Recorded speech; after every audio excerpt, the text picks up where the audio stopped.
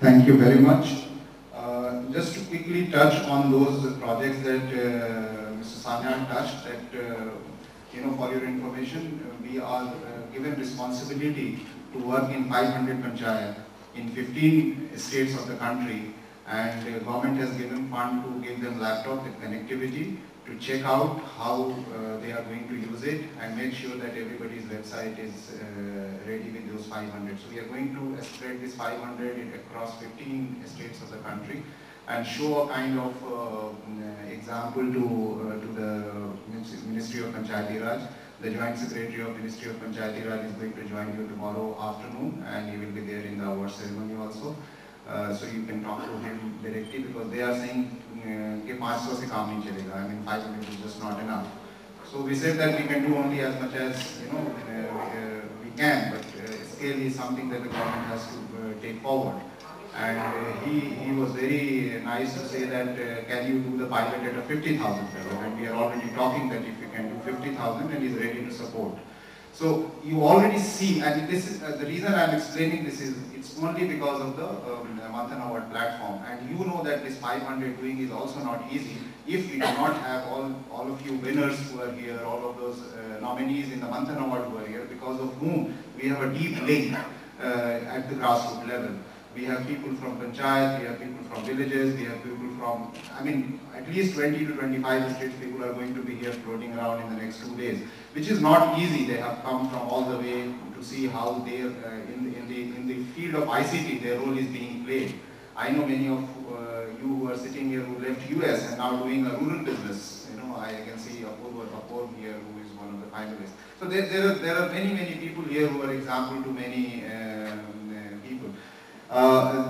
That links to the Rural Development Ministry, which is the biggest ministry perhaps in the country, and Mr. Muhammad Halim Khan is here. He is Director General of CAPART. As you all know, CAPART is also a body of one of the largest NGOs in the country. They have initiated a program called eNGO, where all the NGOs are supposed to register. We also have an eNGO program where we give free website to NGOs at a grassroots level, so that maximum content from the grassroots level could be created, and you can showcase your products and services through the website. I would like to invite him on the dais, and would request him to also explain to us that how at a strength we can work with him to take this forward.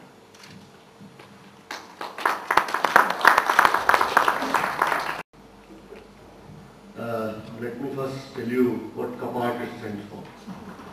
CAPART is an abbreviation, and it's a Council for Advancement of People's Action and Rural Technology.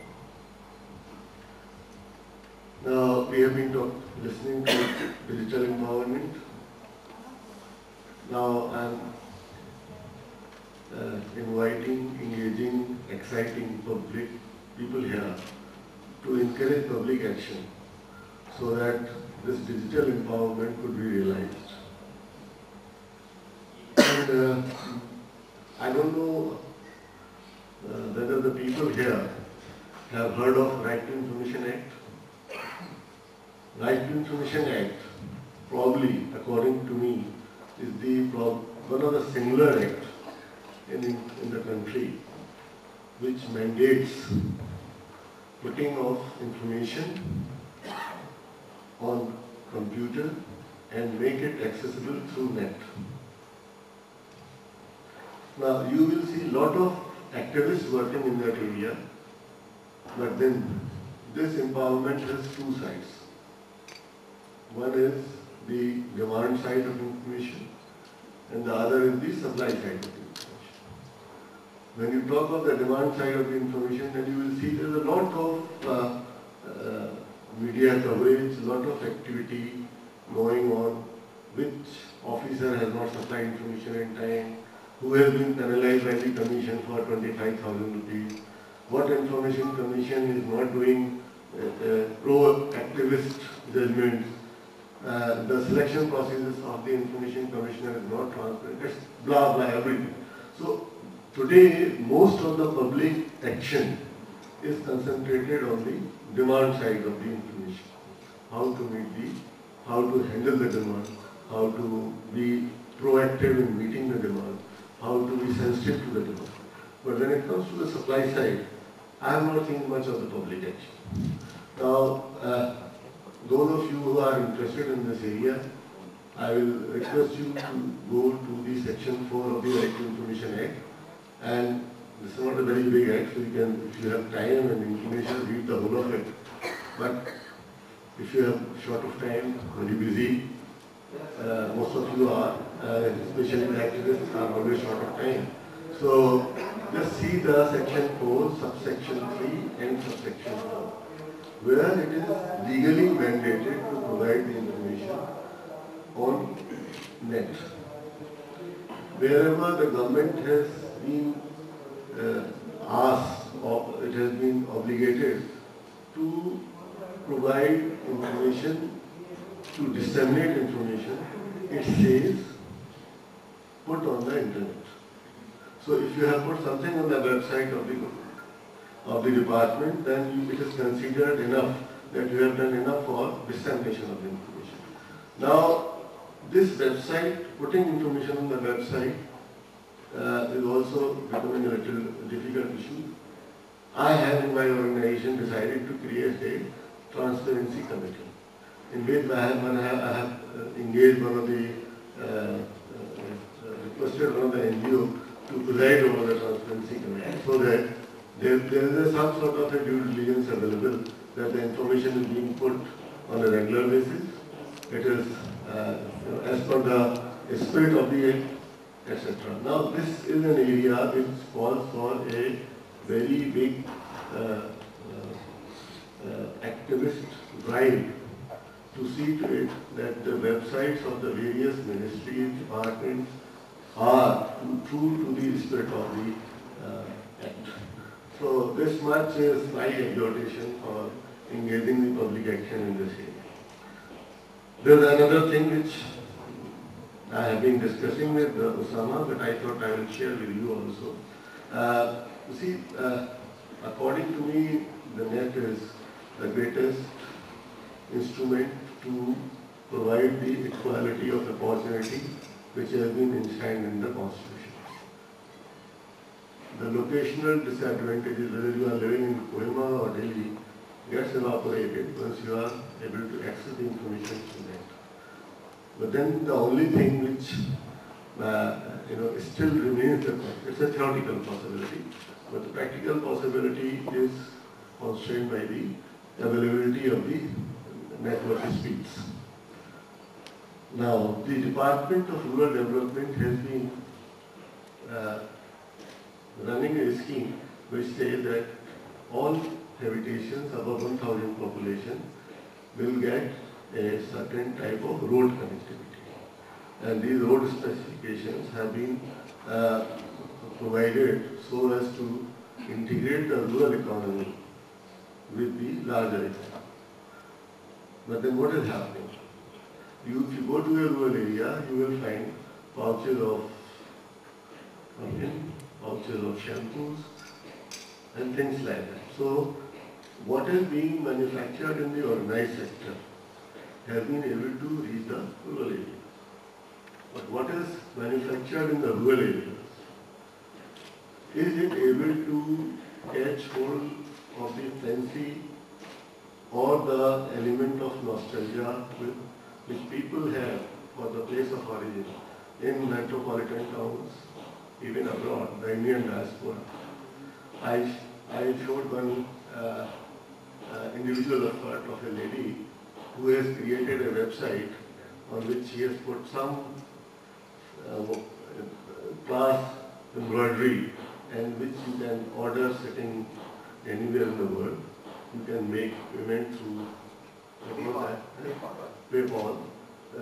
So this is the situation where we can put quite a few of the self-help groups who are doing a wonderful job of manufacturing.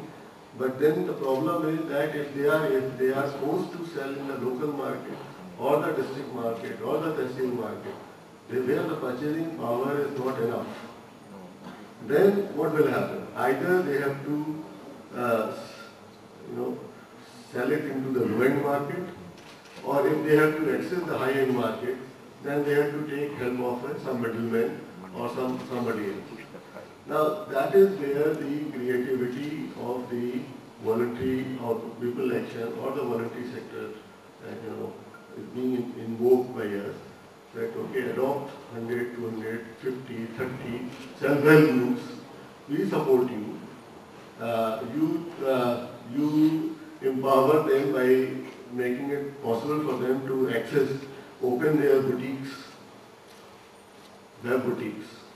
We are in the process of creating what we have given the name of Gram Shri E-Mall, and where we are trying to take help of the voluntary sector NGO that they will adopt some self-help groups in creating their web boutiques where they can, with the help of a mobile phone, they will be able to upload their products, help them in the design, etc. And then they can also integrate with the e-commerce side of it, who can take care of the logistics and all. So this is another initiative which is in the pipeline. And I am sure one of my greatest reasons for coming to this place today was to share this thing which is in the pipeline with you. So some of you might start thinking, and as soon as we are able to take the authorization of the people, the authorization board, then we will be able to launch this scheme. I had the opportunity to interact with this event last year also.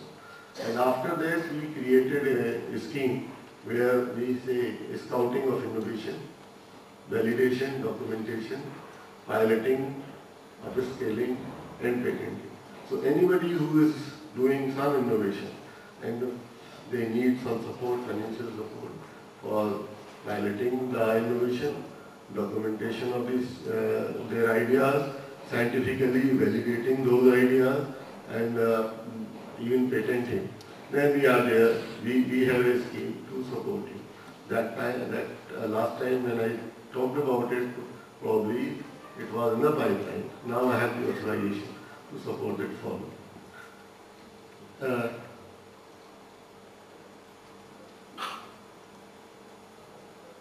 There is another aspect to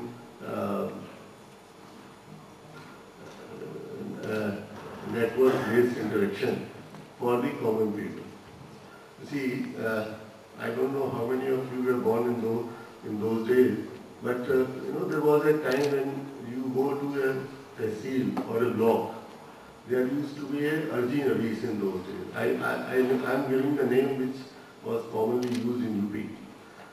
And what was that? This Arji Navis used to do is that whenever somebody came from the village, he will write what he wanted. He will write in a very good, nice